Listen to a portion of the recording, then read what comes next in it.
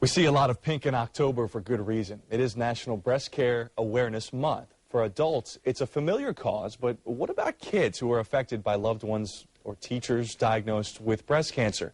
How do you talk to them about this illness, especially if you're the one that's been diagnosed? If you're a mother, licensed social worker and president and CEO of Daniel, Jim Clark, joins us this morning to talk about that very difficult topic when you're talking about kids, because very often you think of the person and maybe a spouse who's having to deal with it, but wow, what about the kids in the family? That's right. And indeed, as adults, we tend to understand the cancer breast diagnosis and some of the treatment type of things, but many children, they don't.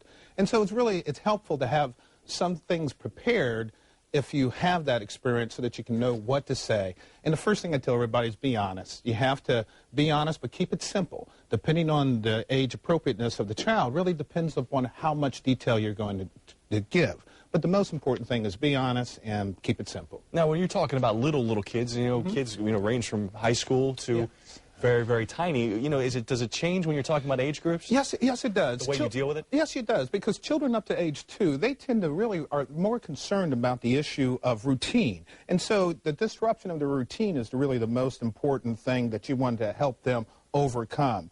Children from 2 to 7, you can explain cancer, you would still want to keep it simple, and it's good to use terms like good cells and bad cells, and you want to explain the treatment in terms of how it's going to affect them. For example, my chemotherapy next week is going to make me tired, and Sam's mom's going to be driving you to school at the normal time. So it's just common for kids at this age, and particularly to also think that maybe they caused the cancer because of their behavior or because it's contagious. So it's really important for parents to talk to them. And of course, older children over the age of 10 or 12, they have more of an understanding of serious illness, and they also tend to do some research. And so it's really important for parents, or if you know your spouses, or for others to talk to kids about everything on the web is not necessarily true or exactly how it's going to go in our family. Common sense will tell you, look, a teenager is much more mature than, say, a 5 or 6-year-old. They can handle the down and dirty